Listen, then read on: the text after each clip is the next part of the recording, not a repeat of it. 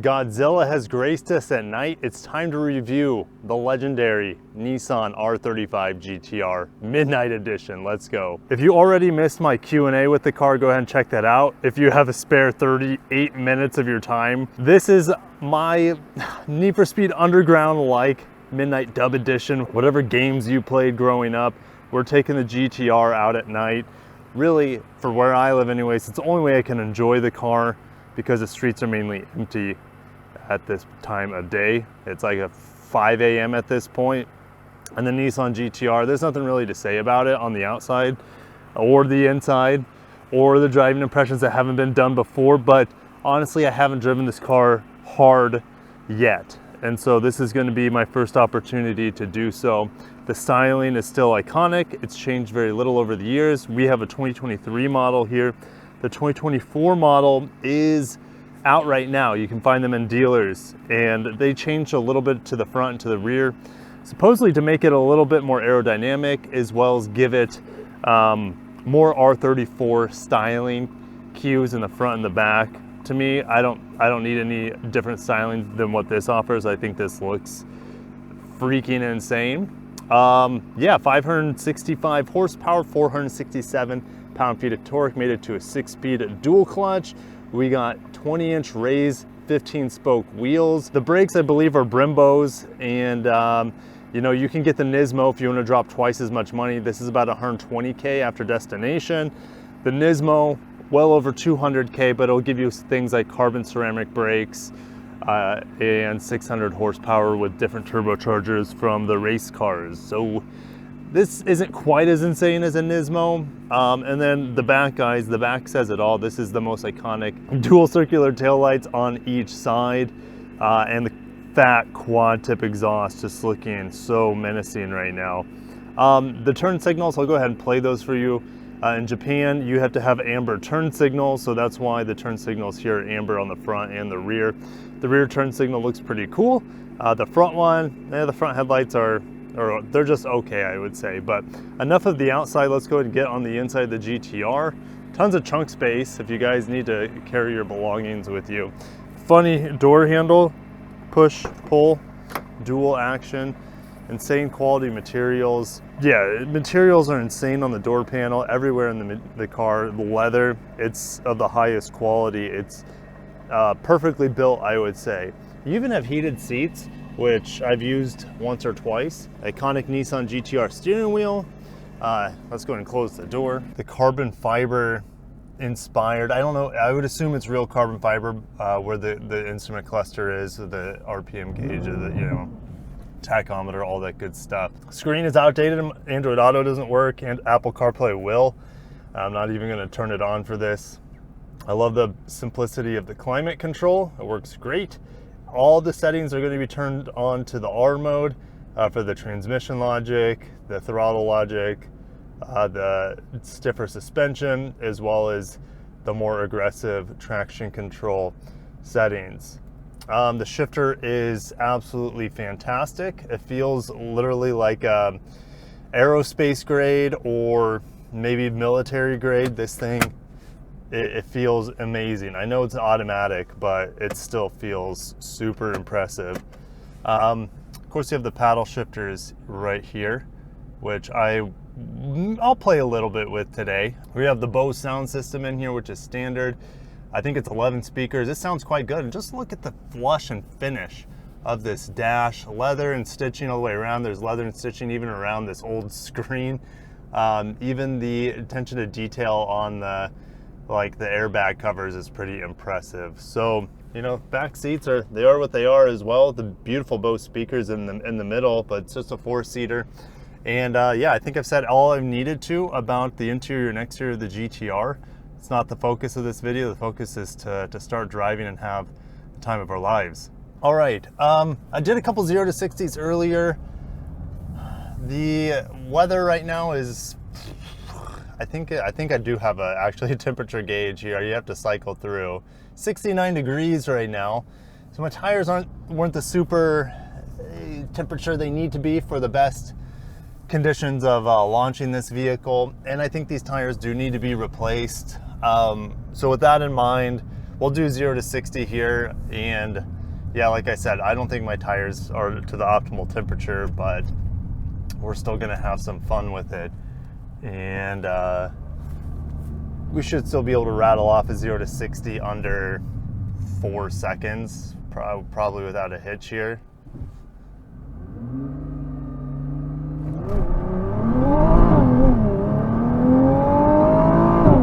There it is, okay?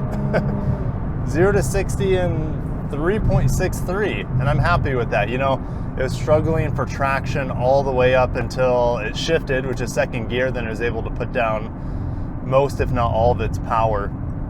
And it is incredible feeling. And the exhaust really comes alive with these R settings on. The whole car comes alive, actually. I drove the first 100 miles or so in the standard transmission logic, and it really does. Well, I'll just do it right now. I'll turn it off right there. You pulled the switch down. It really doesn't like to boogie. Pedal down a little bit, and it takes a while to downshift, but only will downshift once, right? It's, you know, unless you floor it, which still takes a while for it to get to the right gear. So it's a perfect transmission mode and throttle mode, I would say, for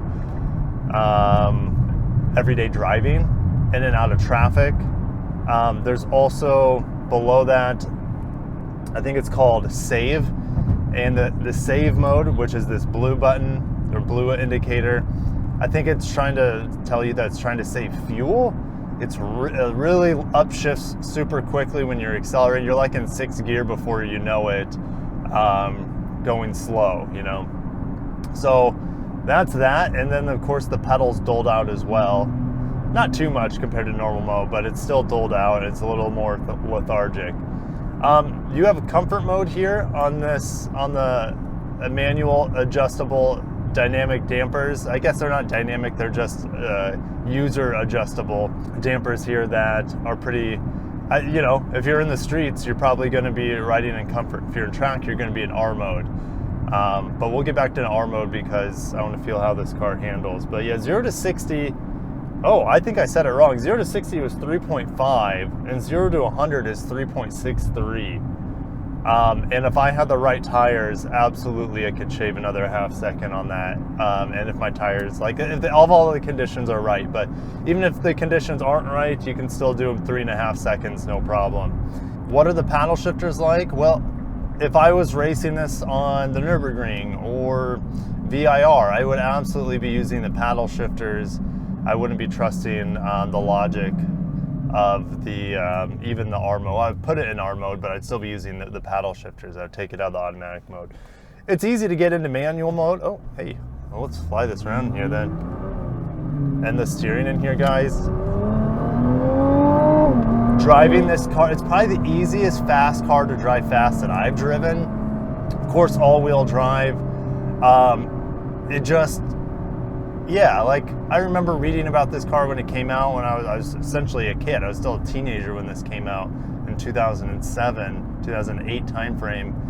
And it, yeah, it pretty much broke the supercar market, especially price to performance at the time. And all the electronic aids and technology that was baked into this car really left most other cars that cost multiple times the price of this car, left them in the dust at the time. And it still competes well. That's the crazy thing.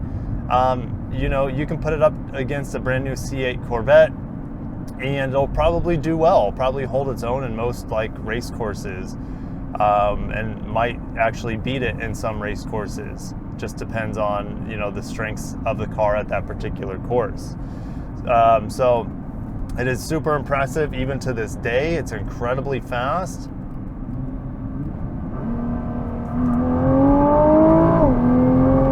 And yeah, that's why I'm going to take it to the freeway. And man, it really sounds good once you are able to push it past 3,000 RPM.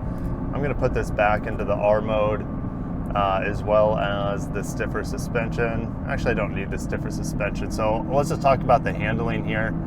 I mean, it's Florida. I don't have twisties to take this in. Let's just put it back in automatic mode since I'm stuck in 40 mile an hour anyways. But the handling here, it is scalpel sharp.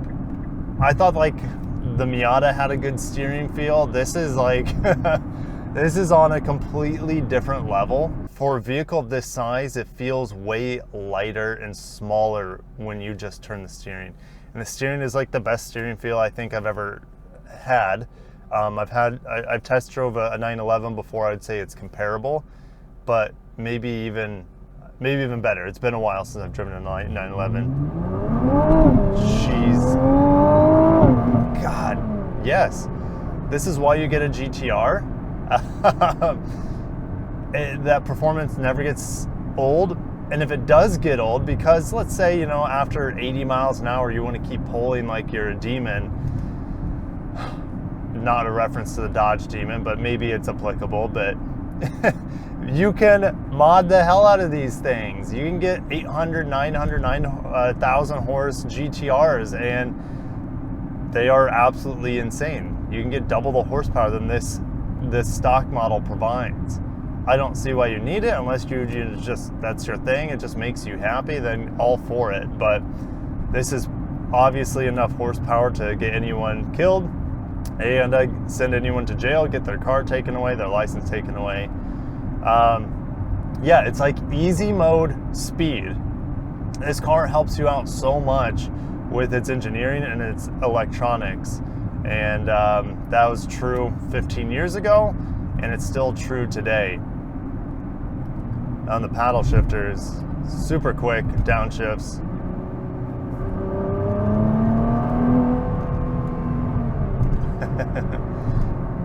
Oh, there's some coppers there, so gotta slow down. Good, I don't see him turning around. Thank heavens. So we're just gonna cruise. We're not gonna. Maybe I'll just pause until I get on the interstate where I can go a little bit faster, a little bit safer. And that's a problem, right? Like, you want to, when you're in this car, okay, here's another thing, and this is a problem. This car is awful to drive on a daily. The comfort's okay, you know, the seat's a little small for me, but it keeps me in place. The tire noise and the road noise is awful. Anything above like 30 miles an hour, it is unbearable, to be honest. Now, it gets a little bit better at higher speeds if you're able to drive it. Oh man, there's another copper. Oh, the freeway might be blocked off because there was a jet crash on my freeway the other day. Police cars on both ends of this end of on the entry of the freeway, so we'll try it. I don't know if we'll be able to get on the freeway. They might just turn us around.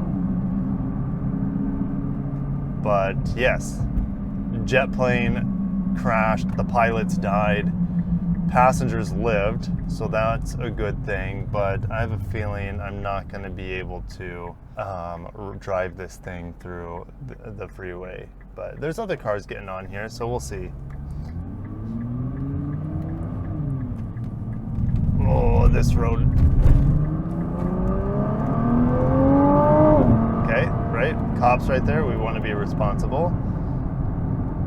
I think I might be okay here, guys. I think it might be from here on south. It might be closed. Oh yeah, here we go. I see a little, looks like a Volkswagen Rabbit coming up on my rear. All right, so I haven't driven this car actually on highways yet, just in and around town, lower speeds, still tons of road and tire noise. I do have cruise control, and the comfort is good enough through my seat anyways for it to be maybe like a Grand Touring car. But I mean, this stretch of road is also super loud, so it's not necessarily the car's fault, but the car is loud no matter the surface of the road. It does have active noise canceling.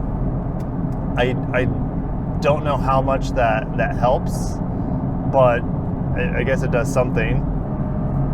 This thing is geared pretty short too. I think that's why I can do such good 0 to 60s. Yeah, digging out a fourth there wasn't impressive, to be honest. I was going about 75. I didn't feel like I had the full beans, the full power. There we go. We're gonna do it in third gear here. We're doing about 70. We'll see if we can reel in that Honda Civic. There we go. That felt better, and just, wow, so smooth. That almost got us up to, yeah, speeds that I shouldn't be doing, but that's a part of this car, right? If you're buying a GT-R, you want to go fast, and it's still one of the fastest cars on the road, absolutely. And I'm gonna have to get off the interstate. I don't trust myself. I just want to take this to 200 miles an hour.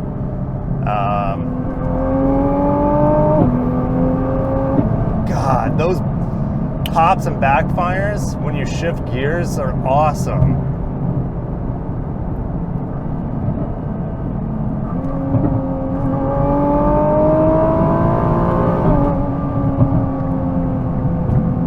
It is quite, yes, it is just so smooth, and those shifts are so fast with this dual clutch. It is, yeah, it's Japanese perfection. Even 15 years, 16, whatever, almost 17 years later, I think at this point, it is still Nissan's like magnum opus. I don't ever see them creating a car like this again, right? With electrification and emissions. Like this is the pinnacle of internal combustion performance for them. And the crazy thing is, like, yeah, like I mentioned, if this isn't enough, get the Nismo. If that's not enough, well, maybe get a base model and tune the hell out of it. I don't know if I would tune a Nismo, but oh, you know what, we got.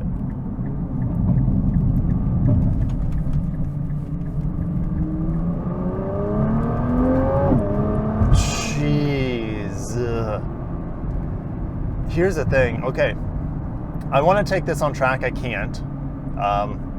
It's in my press agreement, my loan agreement, that I cannot take it on track. I feel so much more comfortable in this vehicle than I did in the 600 horsepower NSX Type S. Now, I drove that just 3 laps around Sonoma Raceway. I didn't know the car. I wasn't very comfortable in it, to be honest. Like, visibility in here is way better than NSX that I remember. And yeah, I didn't know the track and I didn't know the car. But I feel like if I took this on just about any track, I'd feel more comfortable in this than I would in the NSX. Maybe it's because I sit up higher in here. And I'm curious, like, now I wonder what like the Nürburgring time is on the NSX versus this, the 2nd gen NSX that is. I bet it's pretty close, to be honest, which is saying something because this car came out before it. Came out before any car, any supercar really available now. This car is older than, and it still can hold its own to an extent.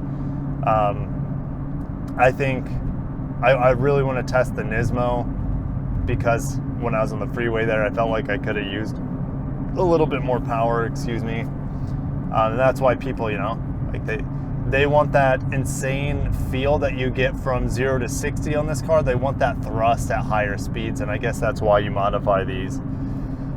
And for quarter mile drag racing, the Godzilla is the king of the drag strip, right? It can beat, you know, a tuned GT-R can beat most like super fast EVs out there, just because they are lighter, right? They don't have that heavy battery pack. But yeah. Yeah, my time with the Nissan GT-R, I don't want it to let it go. Like, I want a Nissan GT-R now, not because I'd be driving it much. I find them beautiful, so I think it's worth just the price to have this as a lawn ornament or a garage ornament if you don't want to drive it very much. But yeah, this has a similar feel to, like, some of you guys are saying, oh, the LC500 is better built than this. I disagree. I think this might be better built than the LC500. It's just that it's a different car. This still has a good amount of luxury in it with the stitching and the leather materials and the sound system. So it's a good amount of luxury in here, but the LC that's its focus. It's a V8 GT car with crazy luxury. This is a sports car with a nice interior, albeit an outdated one, but it's super functional. Yeah, like I feel like this car is built from granite, from the top to the bottom, and I don't, you know, the LC500 is, the interior is incredible, and the build quality on the outside is still incredible, but this still feels a little bit more surgically built to me. It's hand built by Takumi. The LC500 does have the LFA Takumi building it too, so you know, you can debate it. They're in the same league of Japanese perfection.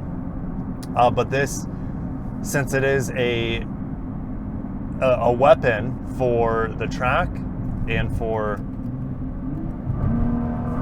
this, like everything about it feels perfectly put together. The build quality, the precision, everything here feels worth every penny for $115,000 to $20,000. Even now, even today, it is still something to aspire to own. Even a used one, they hold their value pretty well.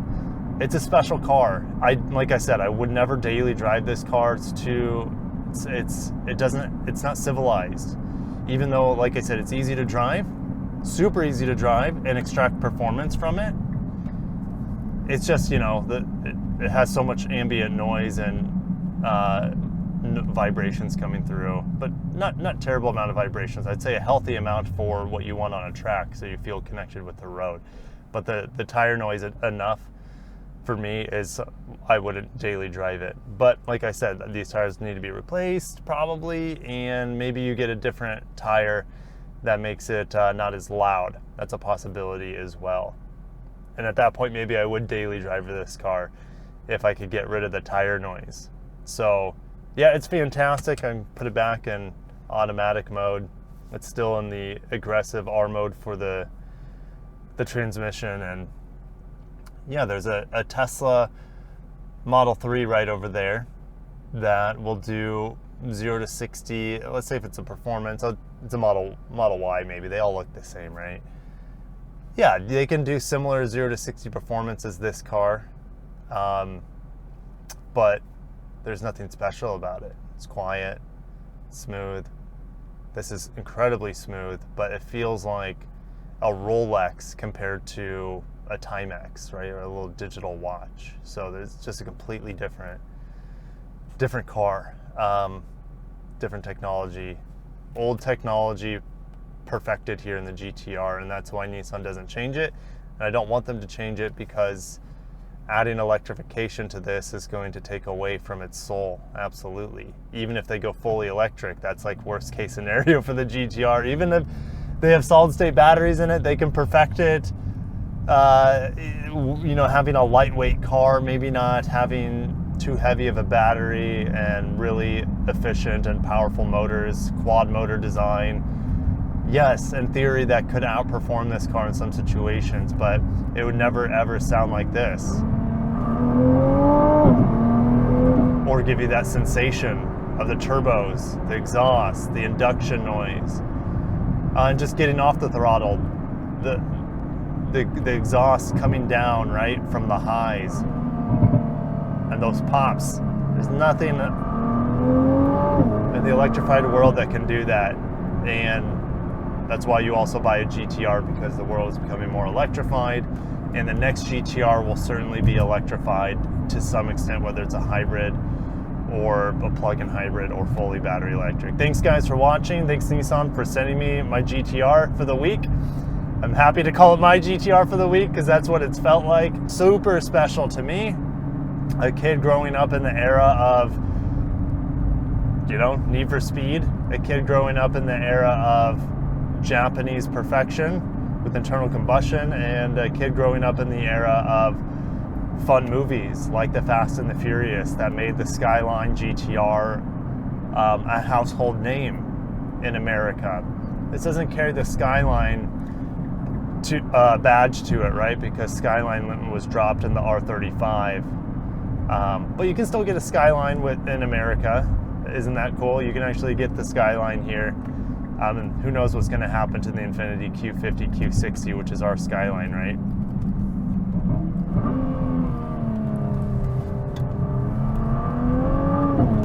Oh, God. Yeah. All right, I need to pull this in before I get into trouble. So thanks, guys, for watching. Again, thank you, Nissan. Long live the GT-R. Long live Takumi craftsmanship. Long live the internal combustion engine. And long live car enthusiasts. Catch you in the next one.